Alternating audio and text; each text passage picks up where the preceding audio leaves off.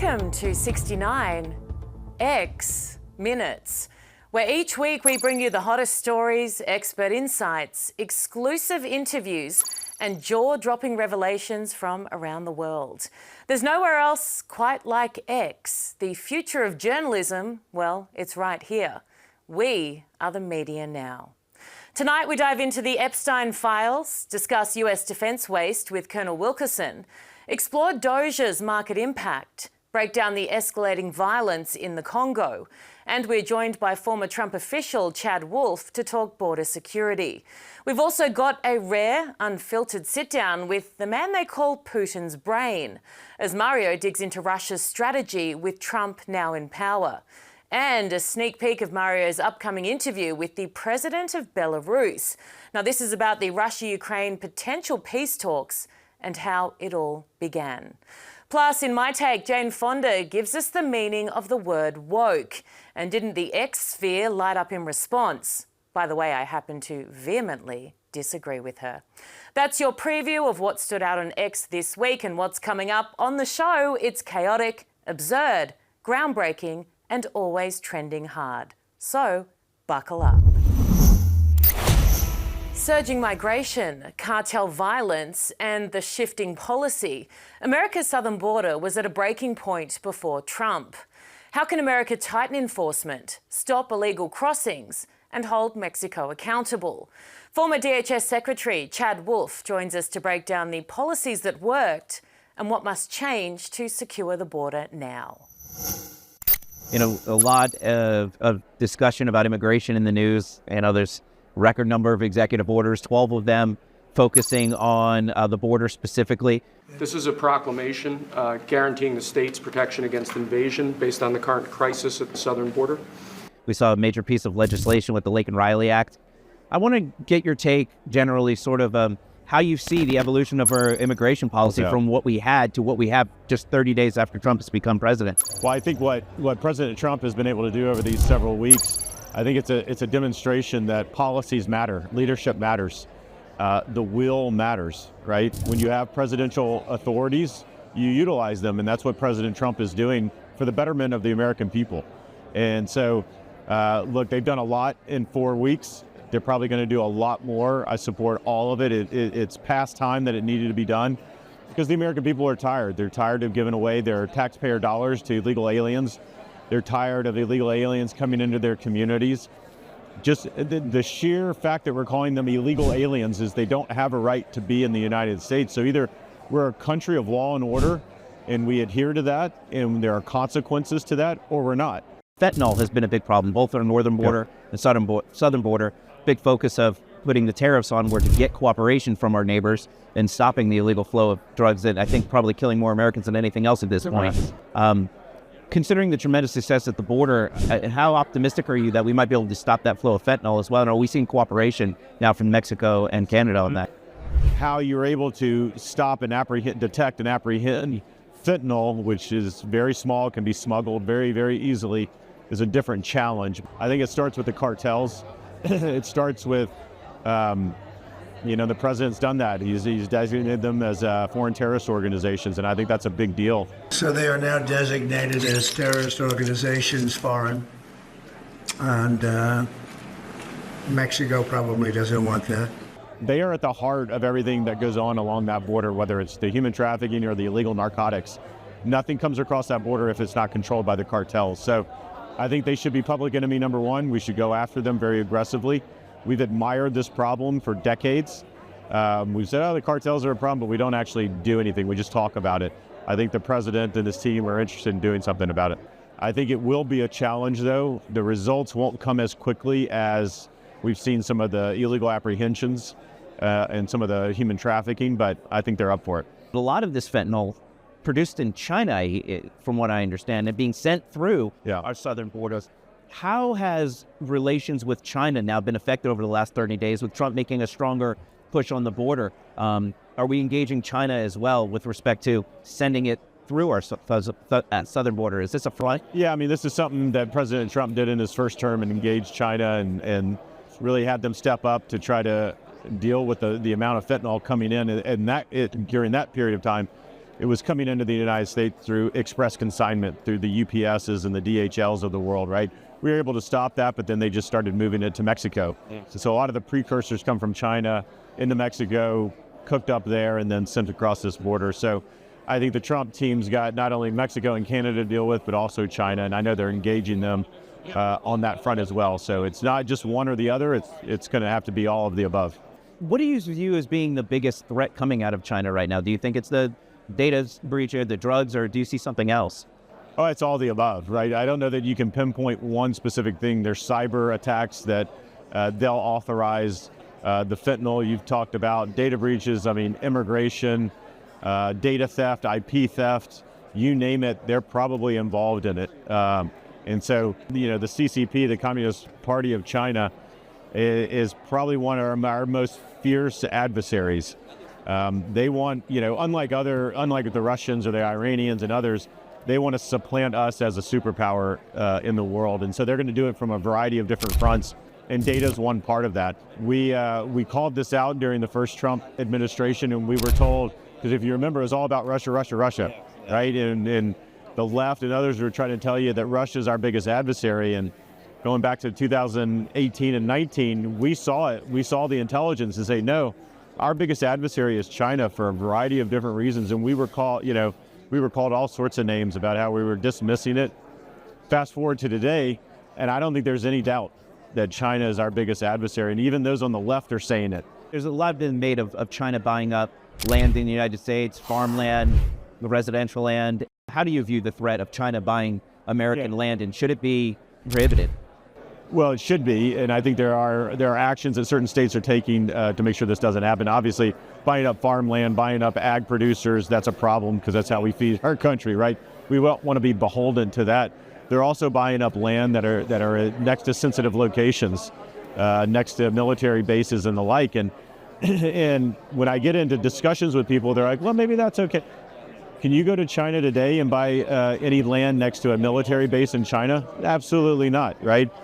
So this idea of reciprocity, like we need to start treating them the same way they treat U.S. businesses. You can't, as a U.S. business, go in and buy land in China, or as an individual, they won't. That obviously they're not going to let that happen. Why we allow it here, I have no idea. Some of the things I hear a lot from my friends on the left is that the tariffs on Canada are unnecessary because Canada isn't really that big of a border issue, and them securing the border doesn't really affect the border crisis as much as the southern border. But that's not accurate, is it? I don't think it is. Obviously, the situation along the Canadian border is very different than the Mexican border. Sure. The numbers are different, but what we've seen over the last 4 years is a troubling trend line. More illegal apprehensions, more fentanyl and illegal narcotics coming across that border. So if you don't address it now, maybe you have to address it in 10 years from now where it's out of control. And I think that's what President Trump is looking at. During the Biden administration, they had more people come across that northern border than they did in the past 17 years combined, right? And so that's a problem. And it's a problem if the traffickers and others start to move their operations from Mexico and go to Canada. So you want to address that pretty head on. And the fentanyl problem is bigger than the human trafficking issue out of Canada. The president knows that. That's why he engaged with him. Well, that was wild. President Trump and his VP absolutely demolished Ukrainian President Zelensky in the Oval Office Friday after what appears to have been Zelensky, while in D.C. to beg Americans for even more billions. Apparently, Pretty Z brought with him quite an entitlement attitude that didn't sit well with Trump and really pissed off J.D. Vance. Listen. I'm talking about the kind of diplomacy that's going to end the destruction of your country. Yes, but if you are not strong... Mr. President, with respect, I think it's disrespectful for you to come into the Oval Office and try to litigate this in front of the American media. Right now, you guys are going around and forcing conscripts to the front lines because you have manpower problems. You should be thanking the president for trying to bring an end to this conflict. Have you ever been to Ukraine that you say what problems we have? Don't tell us what we're going to feel.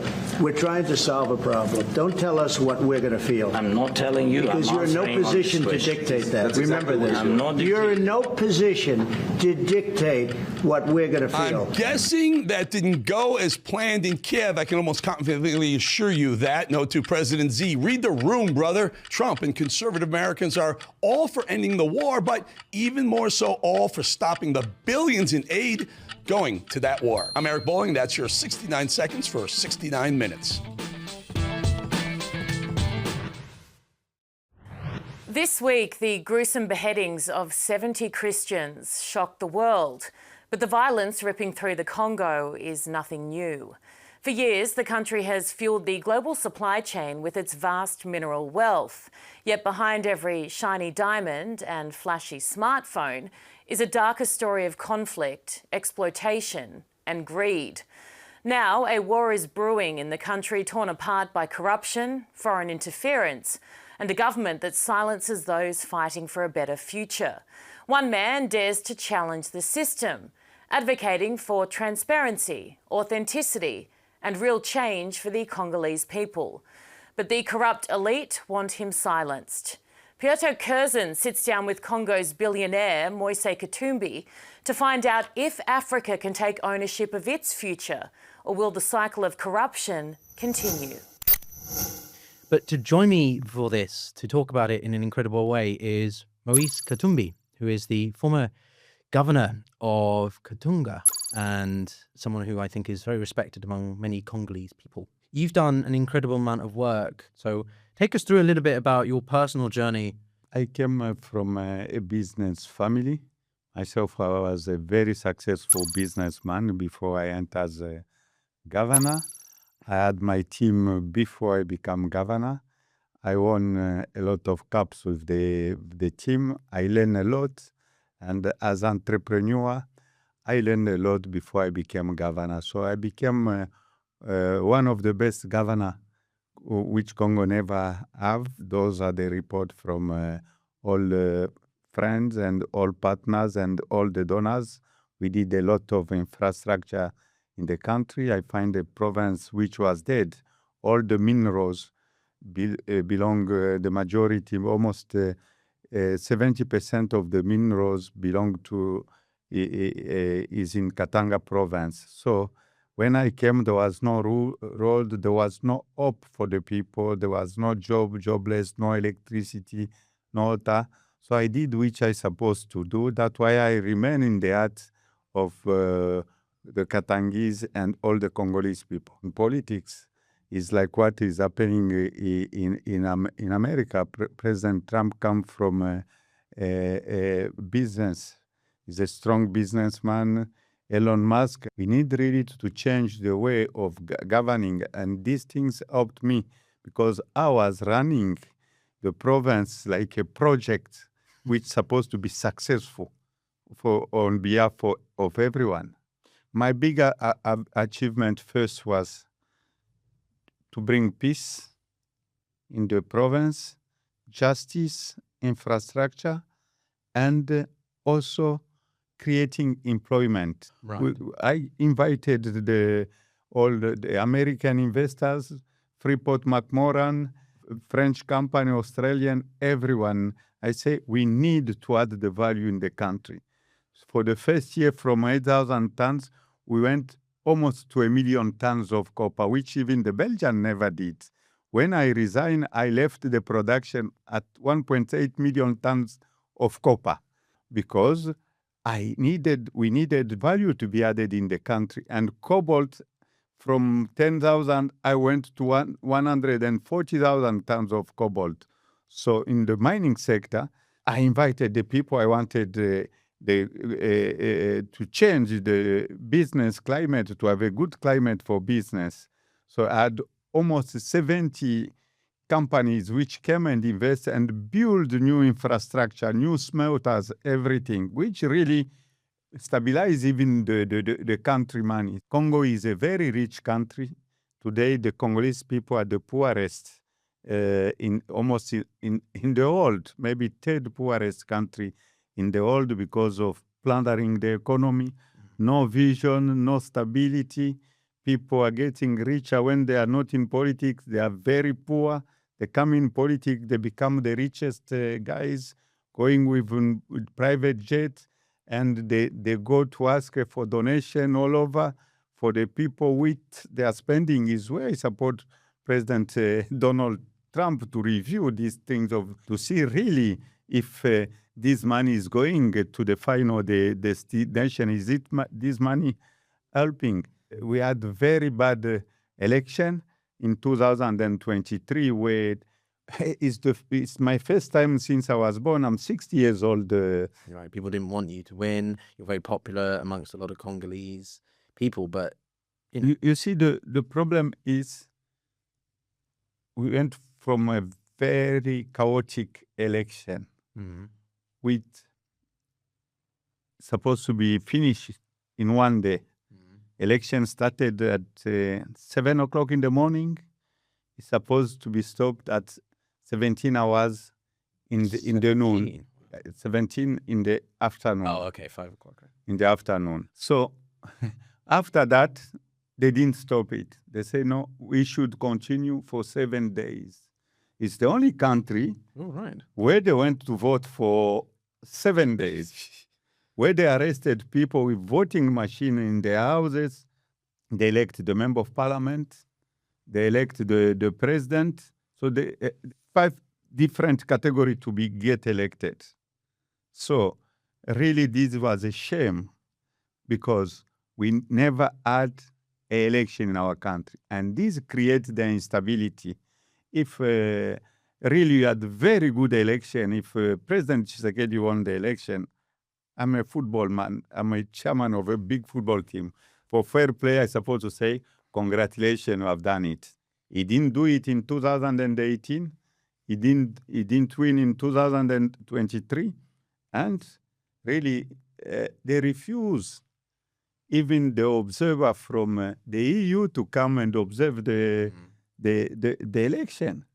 They refuse to come and audit the electoral commissioner to say really the numbers of the things and to audit even the voting machinery. Really, this was a total mess. The problem of Congo today is not the people of Congo, it's us politicians. If this fraud is going to continue, where the president never won the election and become the president, is waste of time.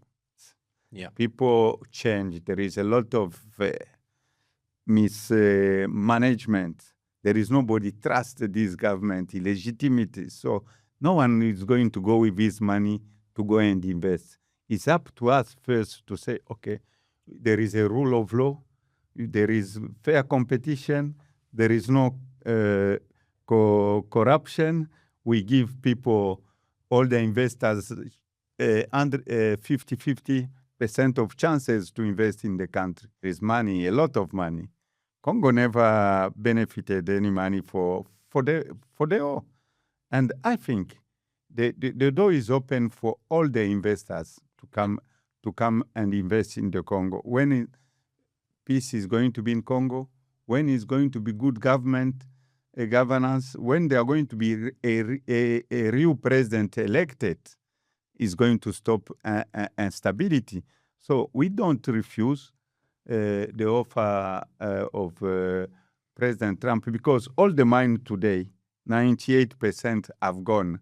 There is no mine. This project of the president to say, I pledge the mine. There is no mine is a dream. It's a totally dream. I was a governor. I know the numbers of the things. And the president doesn't have the right to say what he say because we have to consult the Congolese people. The wealth belongs to the Congolese people. And I think this is just communication, maybe communicated badly. I think Congo is open for everyone.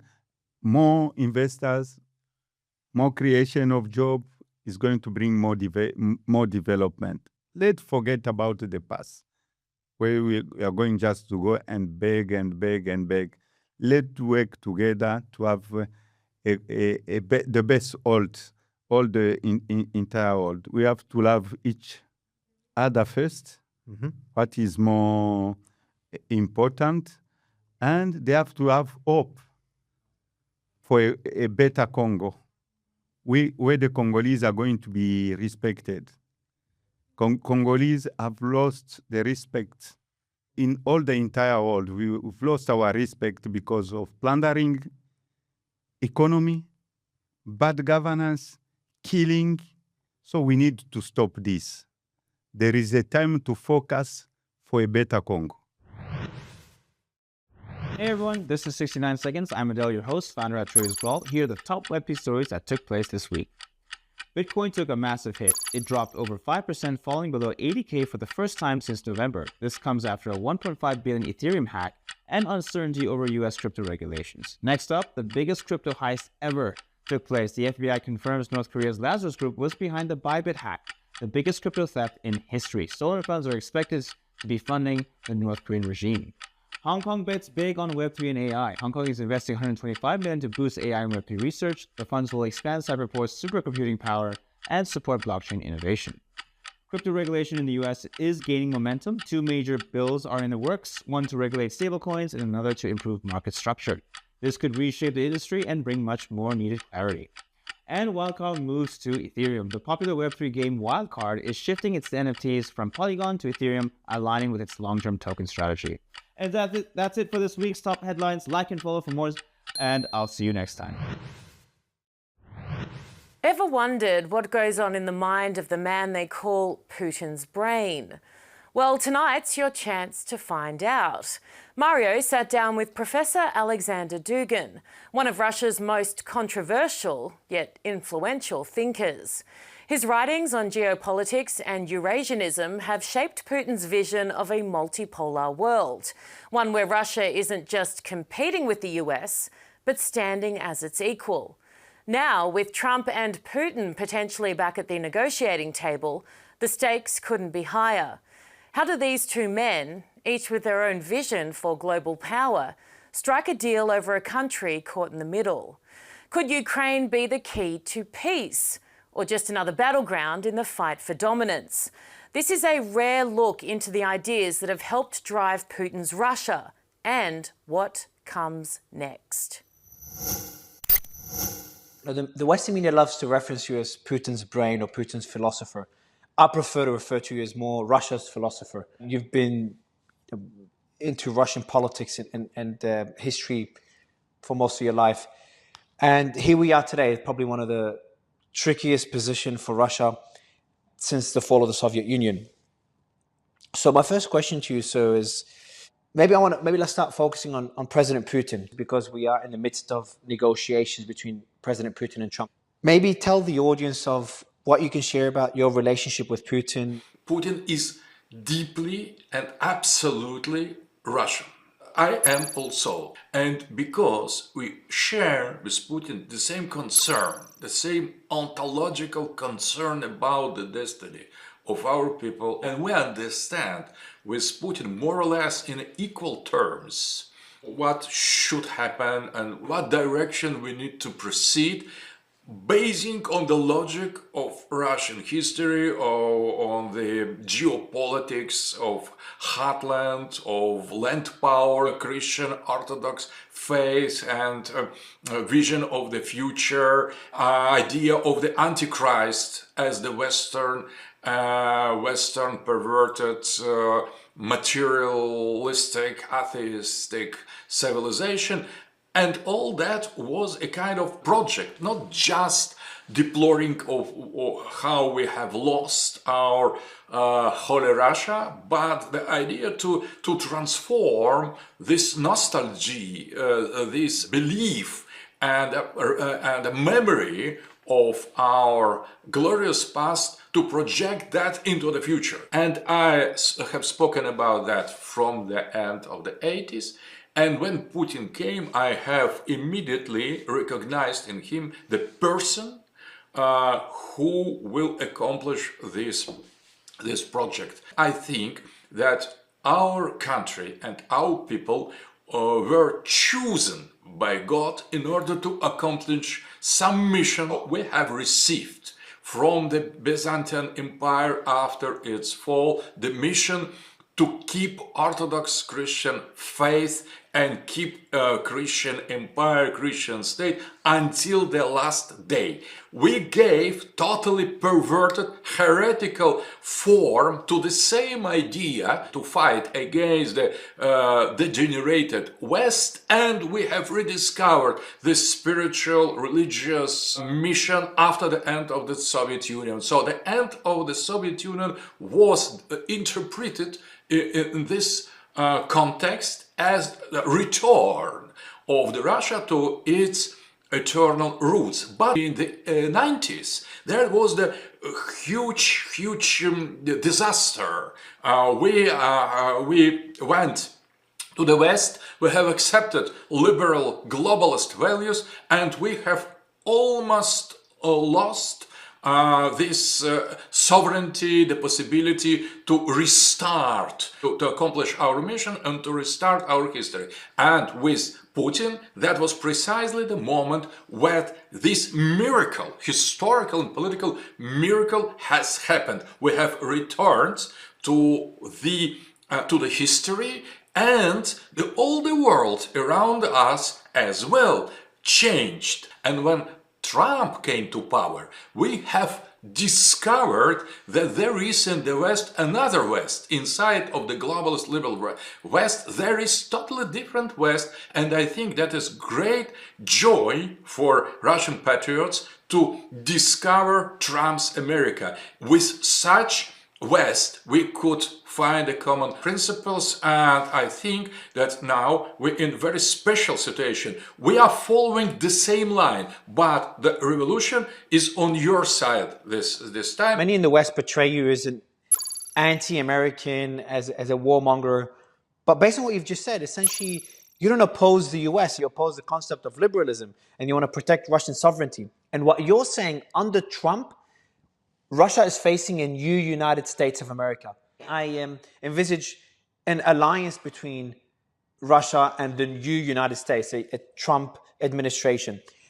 Would you agree with that statement? So I never was against the West as such. I was against the liberal globalist West. There are different things. So two genders, traditional values, patriotism, the love for the history, preserving identity of culture, of the people, justice, destruction of bureaucracy, transparency, accountability, the real power of the people, all these elements we accept.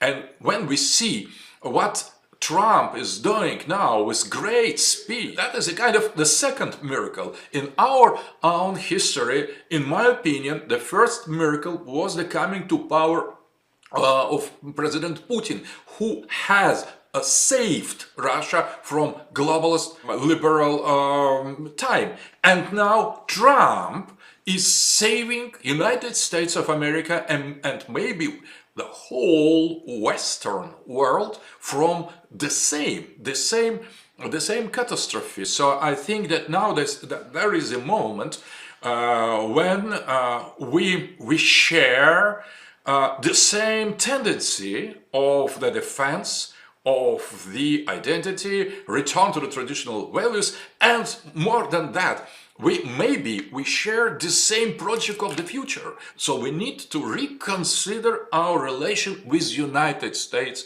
of America, with Trumpists. America, because that is something different. Previous administration were the enemies of Russia. They were Russophobic. They hated the tradition, the normality, every traditional value. But now we see that new administration, it is totally different. That is totally new direction. And to say the truth, I admire that. That gives me hope. From what you're saying, you see a higher likelihood of peace in Europe based on the new administration, the new Trump administration. Obviously, a lot of it will also depend on the EU as well. So my two questions to you, sir, is first, how important is Europe's stance when it comes to Russian relations versus America? And the second question is, how big of a role do you think the American stance and what you call neoliberalism and the liberal globalist agenda. How big of a role did that play in the war in Ukraine? I think that liberal ideology played an essential role in the conflict in Ukraine because Russia, as sovereign power, was precisely the stronghold of traditional values with Putin. That was the civilizational state defending traditional values, rejecting woke, DEI, gender politics, LGBT, and all the rest. And that was the enemy, ideological enemy of this global liberal ideology. Everybody who dares to criticize liberalism or globalism is immediately qualified as enemy. And what you do with the enemy, you destroy them, you discredit them, you demonize them. So that was the ideological reason to start this war. And Europe still tries to follow the same path. They will try to resist. They try to help Ukrainians to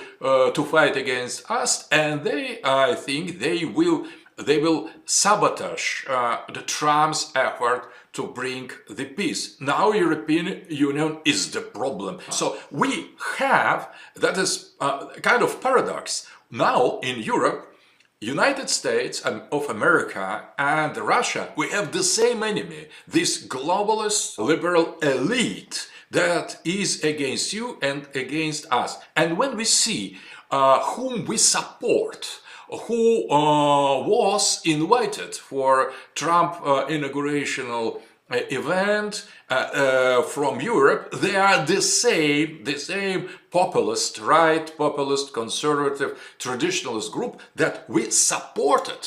The people who wanted to make Europe great again, and we were blamed for that. There were so many hoax about that, how Putin interfered in the European elections and all that. All these wrong accusations were organized by Soros and other globalist network. And now we see that we have exactly the same powers and political movement in Europe that were invited to Trump and supported by Trump, and who are in favor of the peace with Russia. They don't want to continue this war. So we have many common points in Europe and outside of Europe, and I think that that gives the hope for the future peace talk between Putin and Trump. And I think in these conditions, very, very special, very unique conditions of the balance of power and ideological tendencies in the new world after Trump's victory, give us the hope that we could bring finally the peace. Hi, I'm Jake Huger, host of The Young Turks on Populist Left. On the left, some of us thought that MAGA was a cult and that you guys would never disagree with Donald Trump. I was skeptical about that idea. Well, let's see how the week turned out. So Trump put out a Trump Gaza video that was AI and made no sense, and MAGA kind of hated it. And then he said China should do more real estate investments in America, and MAGA kind of hated it. He released Andrew Tate, it appears, and half of MAGA seems to have hated that. They said they're not going to cut defense, they're going to add $100 billion to defense. MAGA didn't like that. And then the Epstein files, disaster, and who called them out on it? MAGA. Look, on Epstein, those files are going to magically go missing soon, even though Pam Bondi said they were on her desk. Keep holding them accountable. There's only one force on earth strong enough to make both the Democratic and Republican parties heal and make sure that information is hidden forever. And you know what that force is. All right, on the budget, keep your eyes on the prize. Follow the money.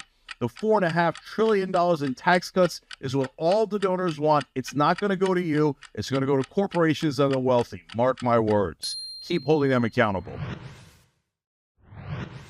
For decades, the Pentagon's budget has grown unchecked, with trillions vanishing into classified projects, defence contracts, and conflicts that seem, well, never ending.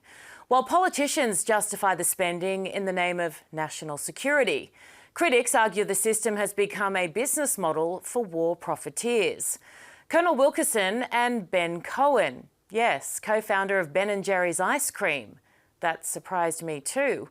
Well, they join us to expose the biggest racket in government and why Elon's Doge is set to mess with the war machine's gravy train. First, Colonel, I'm gonna go to you. You've served in government for a long time. You've seen a lot of change. What's your take right now about where we are as a country and sort of the direction we're going in? In a grand strategic sense, it's all new because I grew up my formative years as well as my older years in the Cold War and only saw its end when I was working for Chairman Powell, Chairman of the Joint Chiefs of Staff in 91, 92, 93, ultimately 94. Two presidents, H.W. Bush and Bill Clinton. The interim period between that and now has been most tumultuous. Wang Yi said it is an age of transformation and turbulence, and he's absolutely right. We talked a little bit before we started recording, sort of about the military-industrial type complexes and those, and sort of the direction of our international intent with warfighting and the way we do things abroad. You mentioned all these times where it seems America has taken a very forward position in being engaged in things. There has been some talk about sort of disengaging from these forward engagements and stop putting our military in harm's way unless it's absolutely necessary. What's your take based on everything you've seen? I mean, look at Rome. Rome was involved in a number of skirmishes. They wouldn't have called them skirmishes. They caused a lot of casualties, but they never won. They just kept the frontier from collapsing on Rome itself. That's kind of what empires do, and that's what we're doing now, but we're doing it very inexpertly. The U.S. requires our country to be dominant throughout the world, military and economic spheres. That's our current strategy, and it's absurd. You know, just because a country develops and becomes more advanced economically or militarily doesn't make them an enemy. We are taking our eye off the ball in a way that I agree with. Ukraine, maybe even ultimately the Mideast. President Trump has said a number of times, and I agree with him 100%, that he wants the United States out of the Middle East completely, except for business. We can do business with Mohammed bin Salman. We can do business with the Emirates and others who have tons of money, but we don't want to be there militarily. I'm all for that. Now, I wanted to throw that over to you, Colonel, because you have spent obviously a very successful career in the military and a lot of time in government, and you've studied these issues in depth. And I think what the common message I'm hearing from both of you is that we spend way too much time and money preparing to kill people. What do you view as being really the role of the United States and the United States military? Do you view it as more of a defensive posture and preparation and sort of not getting involved in spending money and all these other things? Well, I spent roughly the last 20 years, both professionally in the military and in civilian universities, teaching young people. Over 400 students at William & Mary alone in 3-hour seminars once a week for 14 times. They taught me a lot, some really bright students. And in the honors program at George Washington University, same thing. But they taught me a lot. And the subject we dwelt on more than anything else is what we call fateful decisions. And that simply meant decisions that U.S. presidents make to send young people to war and to kill people for state purposes, and often to die themselves. And that got a lot of conversation going. 3-hour seminars, 14 of them a whole semester long. And they taught me, and I told them this all the time, they taught me more than I taught them. What they taught me was that they weren't that way. They taught me that they were sick and tired of what we were studying. They were fed up with it, and they were going to do their best to get educated sufficiently to do something about it. And that made me feel pretty good every day that I went home from those seminars. I hope it works. I hope other people across the country are doing that sort of thing. But we've gone astray. We have gone far astray. These young people know this, and I'm hoping we have some change coming. But They've got to get through a real huge mess before they can get to the point where they can affect some change. I just hope that happens. I hope we're not so dead to the reality of what we've done to ourselves and are doing to the world that we can't change. It's unbelievable when the world responds to cooperation. All we need to do is help people, and that'll make a more secure world for people. That'll raise the opinion of people around the world. You know, when they used to do these studies, they did world polls of which country do you think is the most detrimental to peace in the world? And the world always picks the United States. We are the rogue nation. The world is not one of confrontation now. It's one of comity, collaboration, and cooperation. Otherwise, nuclear weapons are going to kill us, or if they don't, the climate crisis will.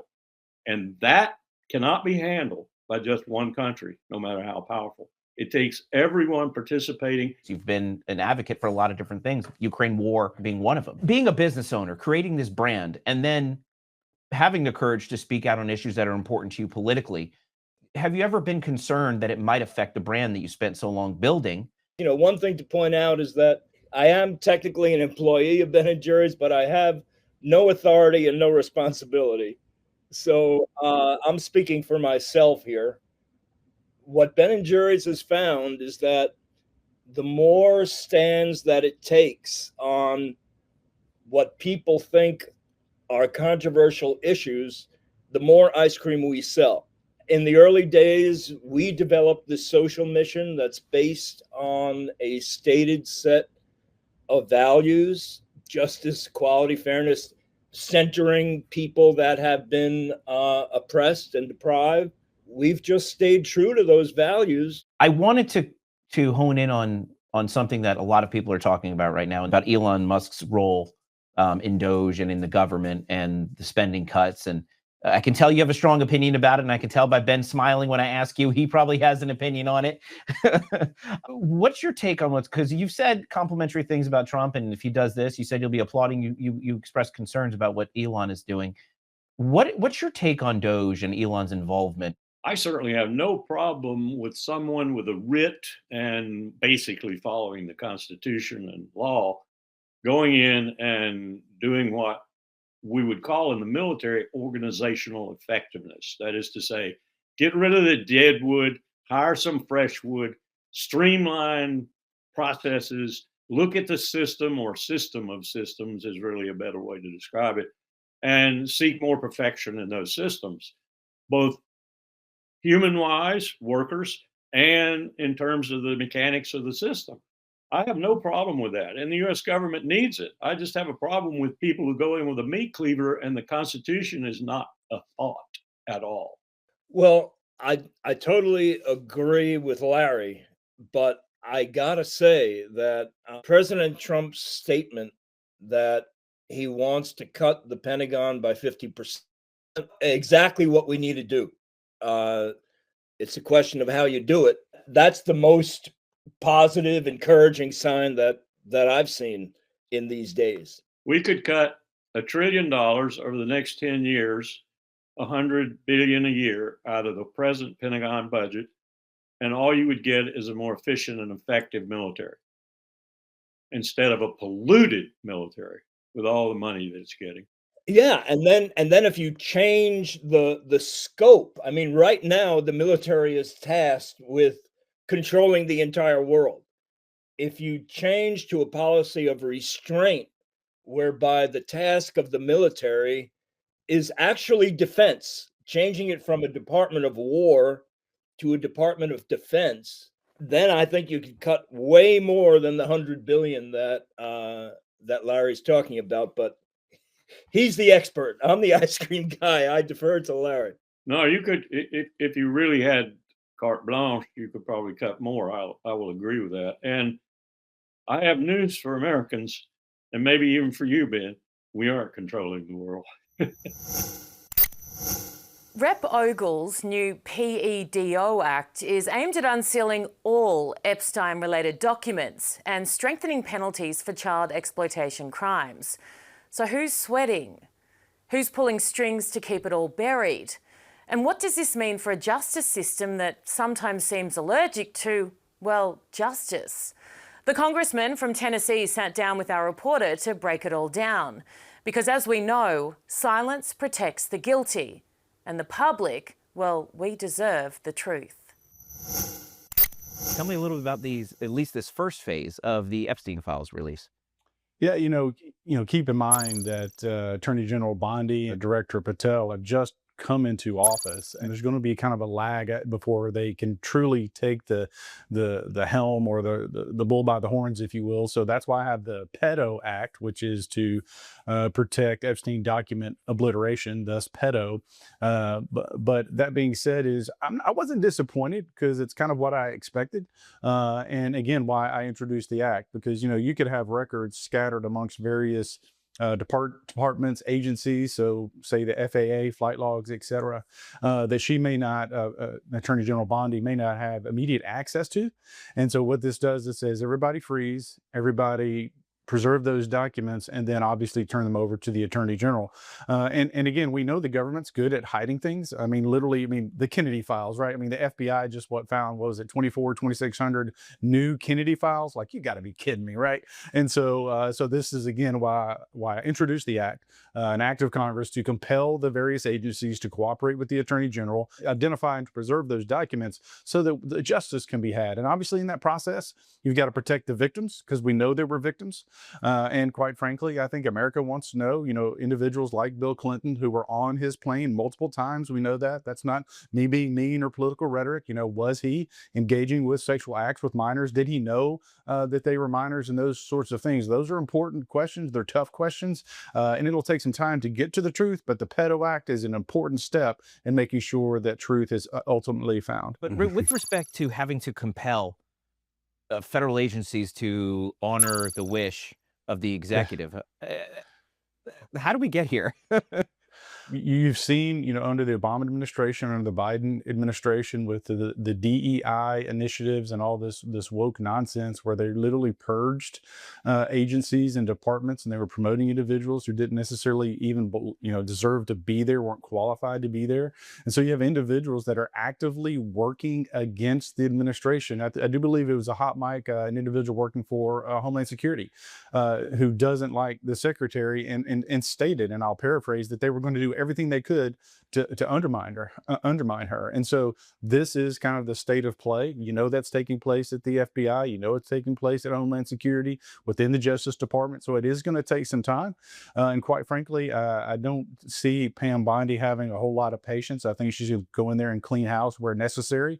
And good for her, because that's what this country needs. We need, quite frankly, a purge, if you will, of the woke and the DEI hires that, quite frankly, are ruining our country. Do you have any insight on what exactly happened? Because it's been a lot of information has been out there, but I like you mentioned, they're all new to office, and they're working really hard to try to fix all of this.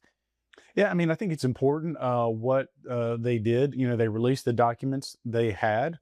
A lot of it is old information, quite frankly, but what it does is it creates a baseline. It creates, okay, here's everything that we know that we can release. There's probably and arguably documents that they did not release because they have to be gone through carefully. And then again, as you stated, we know that one of the FBI field offices was withholding or hiding documents. And that's got to be, that's got to be rectified immediately. Heads need to roll, people need to be fired. We know the FBI is corrupt. We know that they abused their power. They went after the president. They've gone after members of Congress. They've gone after the American people, quite frankly. And we've got to restore this idea that justice is blind and truly in pursuit of justice versus just political retribution. Look, political retribution didn't work for the Roman Empire, didn't work for the British Empire. It really portended the end of the empire when you start having this tit for tat. And so we've got to restore justice back to, this rule of law, the idea of rule of law, this idea that we have a constitution that should be adhered to, this notion that judges are now a legislative branch. That nonsense has to stop, which we can talk about that later. But our founding fathers, James Madison, warned us us about this very moment in time. And so through transparency, through due diligence, I think Bondi and Patel will get to the bottom of this. And again, I would urge people to be patient. I'm a big fan of both of those individuals. I think they're going to do a fantastic job. I think they are going to restore trust in the process, but it will take some time. But for those who the FBI can determine were involved in doing the illegal activities, what do you hope the outcome of that to be, and what pace in which are you expecting those results?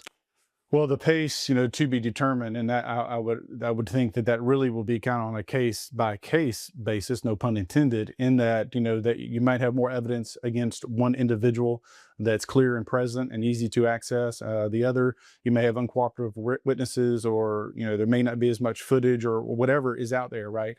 And so, but I would hope justice would be brought to bear. I hope that the victims go to sleep at night, whether it's a year from now or 2 years from now, knowing that justice was done and had, and that those individuals that knowingly targeted minors not only are in prison, but are under the prison. And quite frankly, I think they should hang, but that's not allowed anymore. But that being said, if you target a minor, your ass needs to be in jail.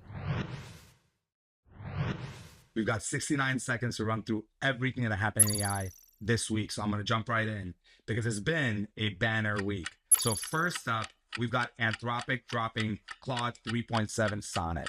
Its first hybrid reasoning model, which means they can give you both instant responses and more extended step-by-step thinking that is made visible to the user. It shows particular improvements in coding, front-end development, but as a model, overall, still remains to be seen if it's going to be able to compete with GPT 4.5. We also have Elon Musk and XAI dropping Grok 3. It launched last week. It's been trained on X's data. It's supposed to be much more real-time and real-world aware. It is insane that on testing, it already is testing pretty much at the same level as some of the other newer models. And it means that X may be able to compete with OpenAI. Last, we've got Figure and Helix AI. As a robotics nerd, I'm incredibly excited. It is moving like we do. It was thinking like we do. It is very interesting as a demo. I am very curious to see if we're going to be able to see it as a product. Okay, that's all I got. Everybody, we will see you next week. Romania stands at a crossroads, grappling with deepening political divisions, economic instability, and growing concerns over corruption. As power struggles unfold between the ruling elite and opposition forces, the country's future hangs in the balance. Allegations of government overreach, judicial interference, and financial mismanagement have fueled public discontent, raising fears that Romania could become the next European crisis zone. In a sit-down with Mihail Neamțu and H.D. Hartman, we unpack the political turmoil, the economic risks, and what this means for Romania's role on the global stage. Today, we have the distinctive pleasure, or rather the distinct pleasure, to welcome H.D. Hartman, the greatest analyst when it comes to foreign affairs from Bucharest. Welcome, sir. The presidential elections in Romania have been annulled or cancelled in December 2024. The question is, why do you think J.D. Vance felt the need to mention for the second time in a row Romania as a problem? Well, that was my question as well. I thought as an analyst, I said, maybe it is because the president of the Constitutional Court, day before, gave an interview where he explained that his institution is assuming a role that it was never designed to have, as I'm calling it, the Iranian instance. You know that in Iran, millions of people are voting for their president. But the candidates need to be approved by a clerical committee to censor the candidates for the presidency of Iran.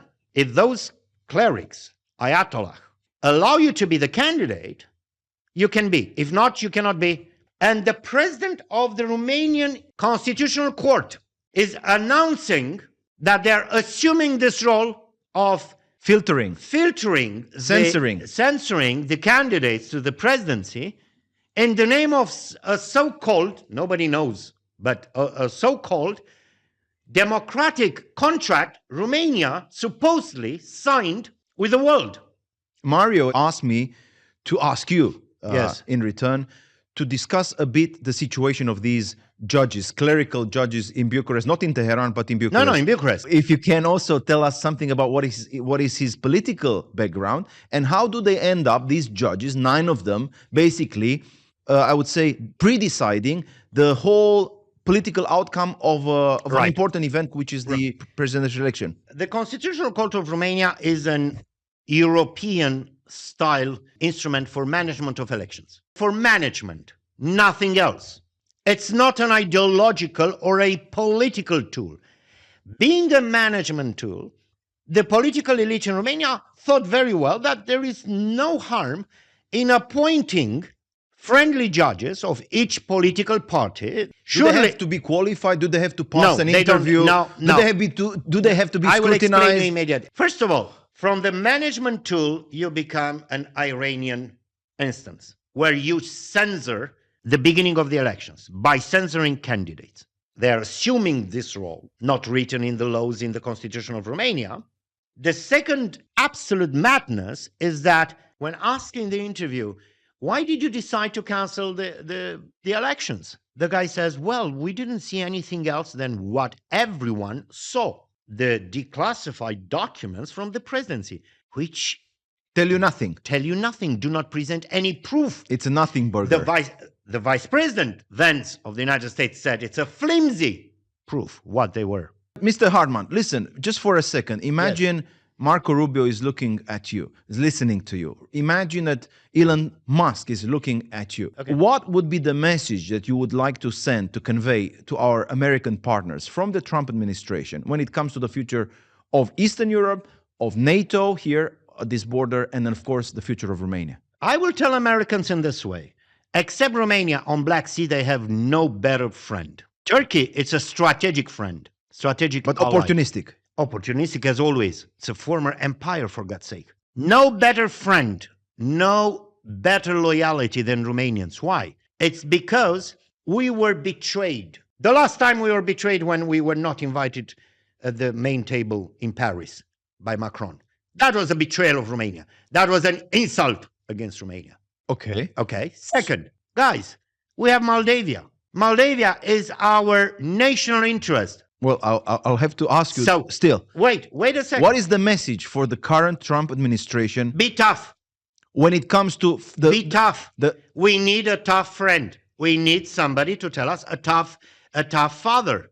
But the Constitutional Court will say we don't care. Well, we are gonna annul basically the name of Călin Georgescu won't be allowed to be on the ticket. In that moment, United States can very simply say, hey guys, you are tampering from the beginning with the elections.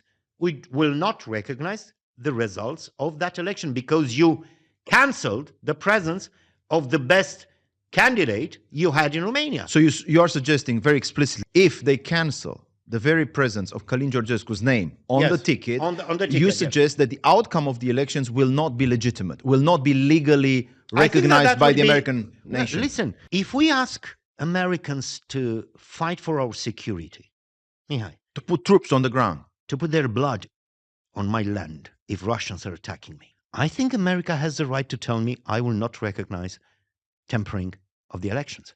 It takes two to tango, that's the message, and we need to respect our partnership by respecting the values of the founding fathers of the United States, which inspired generations of Romanians. Many Romanians But there left. are our values as well. Did we like communism? Did we like Soviet occupation? No. What were the values, alternative values? But even before... The values of liberty and freedom, by luck, inscribed in the American history. But those values are human values, are God-given values. And that's why Romania had a very good relationship with America before communism. When Exactly. Queen Mary, you remember? You remember the successful visit of Queen Mary. She was welcomed by... Yes, by the president of that time. I think it was Calvin Coolidge. Yes. Romania was also supported by, do you remember, Woodrow Wilson in 1918 at the Paris conference? Yes. So Romania has always been friends with America. It would not be an exception. That's what you're saying. No, because it's a historical God-given right for Romanians to be near Americans? Well, listen, this was a very engaging conversation, ladies and gentlemen. We are hoping that you will come back to our program, because only through this kind of discussion, dialogue, and I would say interpretation of the world, we can make Europe and America great again. Bye-bye. He hasn't done a single interview with new media until now.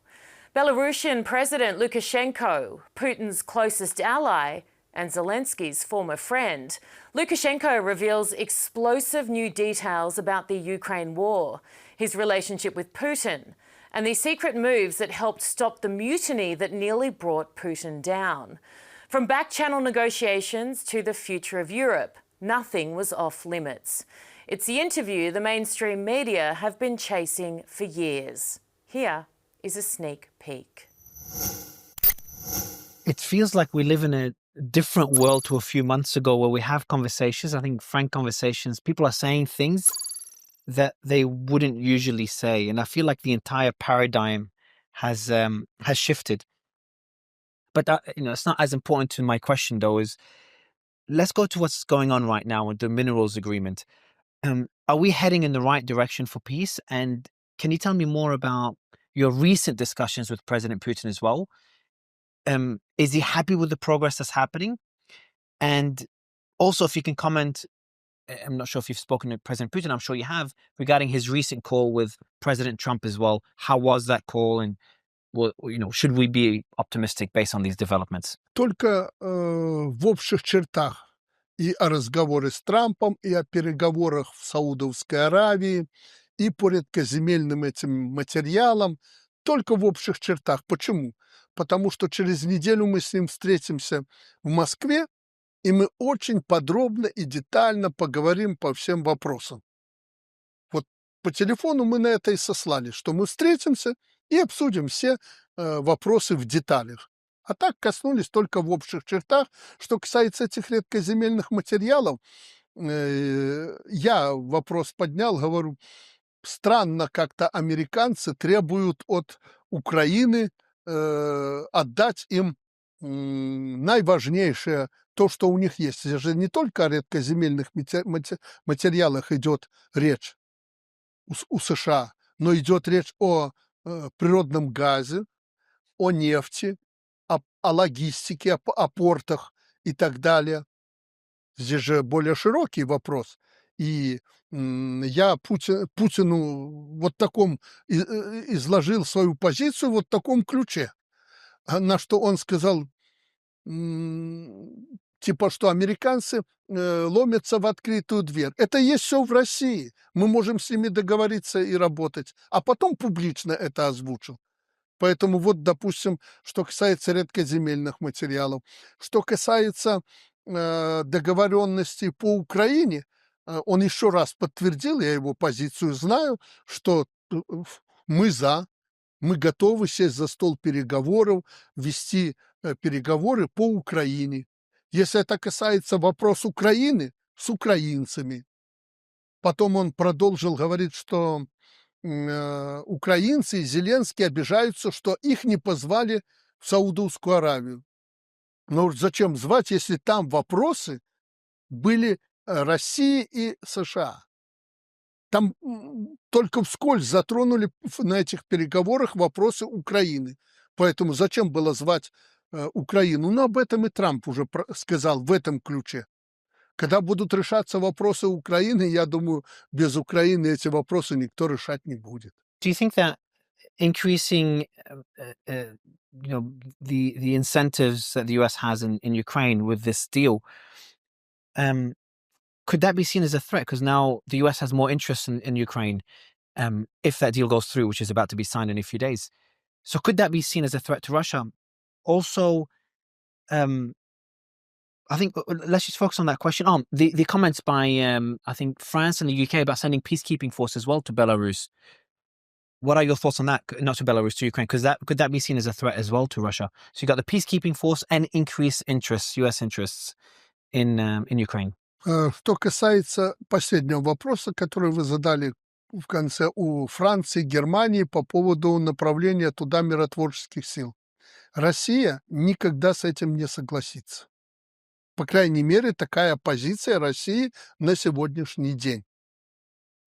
Тем более, что руководство Европейского Союза, прежде всего в лице Германии и Франции, занимают очень агрессивную позицию в данный момент. Не знаю, удалось Трампу на переговорах с Макроном и Стармером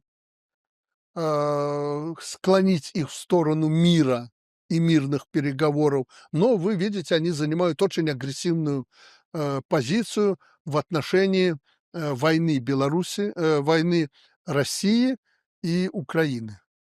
Поэтому Россия категорически против всяких миротворческих сил со стороны европейских государств. Time now for my take on a topic that set X off this week. We were treated to a lesson in empathy and wokeness from none other than Jane Fonda. You know, the Academy Award-winning actress. Take a look. We actors, we don't manufacture anything tangible. What we create is empathy. Empathy is not weak or woke. And by the way, woke just means you give a damn about other people. Of course, her fellow creatives and Democratic darlings, well, they loved the speech, hailing it as a powerful statement during a period of immense turmoil. Oh, and when they say turmoil, they of course mean Trump. On MSNBC, they declared, Jane Fonda just showed us how to respond to Donald Trump. Look, I reckon a simple thank you, Mr. President would suffice, but I'm an Aussie. What would I know? I guess I can only look at it from the outside, which I do multiple times a day.